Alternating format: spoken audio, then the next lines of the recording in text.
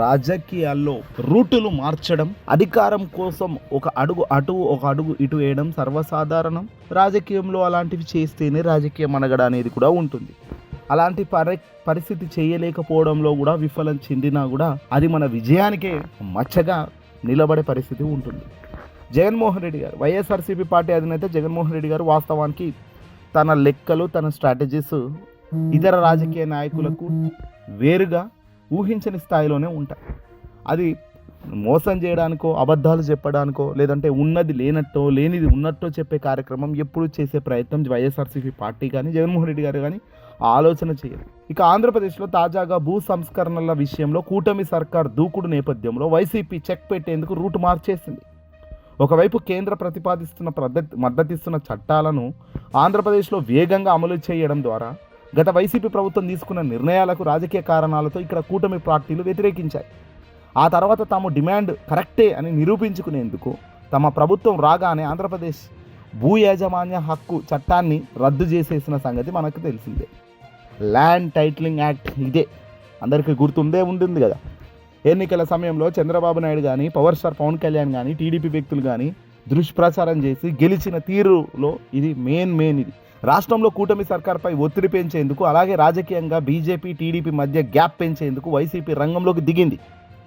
గతంలో జగన్ హయాంలో తీసుకొచ్చిన ల్యాండ్ టైటిలింగ్ చట్టం కేంద్రం చెబితేనే తెచ్చామని, ఆ తర్వాత కూటమి ప్రభుత్వం దీన్ని పూర్తిగా రద్దు చేసేసిందని, దీనివల్ల విదేశీ ప్రత్యక్ష పెట్టుబడులతో పాటు వికసిత్ భారత్ లక్ష్యాలను కూడా భంగం కలుగుతుందని వైసీపీ ఇప్పుడు ఆరోపిస్తుంది. ఈ మేరకు వైసీపీ అధినేత జగన్మోహన్ రెడ్డి గారు వైఎస్ఆర్సీపీ పార్టీ తరపు నుంచి ధర్మాన ప్రసాదరావు ప్రధాని మోదీకి లేఖ రాసేయడం సంచలనంగా మారుతుంది. ప్రభుత్వ లక్ష్యాలను, దర్శనికతను అనుగుణంగా ఆంధ్రప్రదేశ్లో వైఎస్ జగన్ సర్కార్ ల్యాండ్ టైటిలింగ్ చట్టం 2023 తీసుకువచ్చిందన్నారు. అయితే 2024 సంవత్సరంలో చంద్రబాబు నాయుడు నేతృత్వంలోని ప్రస్తుత ప్రభుత్వం world bank is of doing business వారు నిర్వహించిన సర్వేలో మన దేశం 154వ స్థానంలో ఉందని, ఆ సత్యాన్ని make in India, Atmanirbhar, Viksit Bharat వంటి ప్రతిష్టాత్మక పథకాలకు ఇటువంటి ప్రగతిశీల చట్టం యొక్క అవసరాన్ని విస్మరిస్తూ ఈ చట్టాన్ని వెనక్కి తీసుకొని రద్దు చేసిందని ఆరోపించారు. భూ వివాదాలను తగ్గించడం ద్వారా విదేశీ పెట్టుబడులు ఆకర్షణతో పాటు వికసిత్ భారత్ లక్ష్యాల సాధన కోసం కేంద్రం ప్రతిపాదించిన ల్యాండ్ టైటిలింగ్ చట్టాన్ని తాము అమలు చేస్తే ప్రస్తుతం కూటమి ప్రభుత్వం అధికారంలో ఉన్నప్పటికీ ఎన్డీఏ కీలక భాగస్వామిగా ఉన్న టీడీపీ అధినేత చంద్రబాబు ప్రభుత్వం దీన్ని రద్దు చేసిందని, ఇప్పుడు ప్రధాని మోదీ ఈ వ్యవహారంలో జోక్యం చేసుకొని తగు ఆదేశాలు ఇవ్వాలని ధర్మాన ప్రసాదరావు కోరారు. ఆంధ్రప్రదేశ్తో పాటు అన్ని రాష్ట్రాలు ఈ చట్టాలు చేసేలా కేంద్రం చర్యలు తీసుకోవాలని కూడా కోరారు. అంతర్జాతీయ మేటి రాజనీతిగా రూపొందుతున్న మన దేశ ప్రధానమంత్రికి సహకరించడం అంటే ఈ చట్టం అమలు చేయడమే అంటూ ధర్మాన ఈ లేఖలో ముగించారు. వాస్తవానికి ఇక్కడ ల్యాండ్ టైటిలింగ్ యాక్ట్ అనేది తీసుకుపోవడంలో చంద్రబాబు సక్సెస్ అయ్యాడు. చంద్రబాబు విధానం సక్సెస్ అయింది. జగన్ మంచి చేసే ఆలోచన ఉన్నప్పటికీ, పేదలకు అది మంచి కార్యక్రమం అయినప్పటికీ దాన్ని చెప్పడంలో, దాన్ని ప్రజల ముందుకు తీసుకుపోవడంలో మాత్రం కాస్త ఫెయిల్ అయ్యారన్నది సత్యం. ల్యాండ్ టైటిలింగ్ యాక్ట్ అంటే ప్రస్తుతం భూ వివాదాలు పెరిగిపోతున్నాయి రోజు రోజుకు.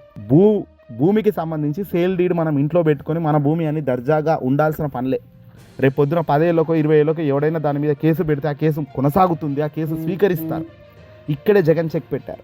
అలాంటి అవకాశం లేకుండా ప్రతి ఒక్కటి సర్వే నిర్వహించి ఎవరి భూమి ఎంత, ఎవరి పొలాలు ఎంత, ఏం కథ అనేది ఒకటి ఫిక్స్ చేసి ఆ రాళ్లను నాటి ఆ రాళ్లకు సంబంధించిన డయాఫ్రాగ్రామ్ మొత్తం కూడా ఆన్లైన్లో సర్వర్లోకి ఎక్కించి దాన్ని చెడపకుండా, ఎవడు టచ్ చేయకుండా దానిపై చాలా సీరియస్గా పరికరాలతో దాన్ని ముందుకు తీసుకెళ్ళి ఒక క్రెడిట్ అంటే ఒక ఐడిని క్రియేట్ చేస్తారు. ఆ ఐడి ఎవడు కూడా ముట్టుకోరాదు. ఇక ఐడి ఉంది అంటే జీవితంలో మరో 100 ఏళ్ళు కూడా నీ భూమికి సంబంధించి రక్షణ ప్రభుత్వమే. మేము పలానా భూమి మేము దగ్గరుండి చూసాము, ఇది వాళ్ళ భూమే అని గవర్నమెంట్ ఒక మనిషికి అండగా ఉండే కార్యక్రమమే ల్యాండ్ టైటిలింగ్ యాక్ట్. అలా ప్రభుత్వానికి సంబంధించి ఒక మనిషికి, సామాన్యుడికి అండగా నిలబడుతూ కోర్టు కేసులు పోవడానికి వీలే లేకుండా చేస్తూ, ఒకవేళ అలాంటి సమస్యలు ఏమైనా ఉన్నా కింది స్థాయిలోనే ఫినిష్ అయ్యేటట్టు కోర్టు దాకా పోయి సంవత్సరాలు తరబడి తిరిగే పరిస్థితి లేకుండా చేసిన జగన్మోహన్ రెడ్డి గారు ఆ చట్టాన్ని డైవర్ట్ చేయడంలో చంద్రబాబు సక్సెస్ అయ్యాడు. దాన్ని తప్పుడు మార్గంలో చూపించడంలో చంద్రబాబు సక్సెస్ అయ్యాడు. కాబట్టి ఇది జగన్మోహన్ రెడ్డి గారికి ఇబ్బంది అయింది. ఇక్కడ ఇది జరగాల్సిన అంశం, జరిగిన అంశం. ఏదేమైనా జరగాల్సిన నష్టం డ్యామేజ్ జరిగిన తర్వాత ఇప్పుడు ఎంత మాట్లాడుకున్నా వేస్టే కాబట్టి అల్టిమేట్గా రాబోయే రోజుల్లో మాత్రం ఖచ్చితంగా మోదీ గారు మీరు దీని మీద ఇన్వాల్వ్ కావాలి అని చంద్రబాబుకు సంబంధించి ల్యాండ్ టైటిలింగ్ యాక్ట్ రద్దు చేసిన విధానాన్ని మోదీ గారి దృష్టికి తీసుకెళ్లడమే జగన్ చేస్తున్న పని. అంటే ఇక్కడ మోదీ గారు ముంగట చంద్రబాబును గట్టిగా ఇరికిస్తున్నారనేది క్లియర్గా కనబడుతున్న అంశం. ఈ వీడియోని అసలు లైక్ కొట్టి షేర్ చేయండి.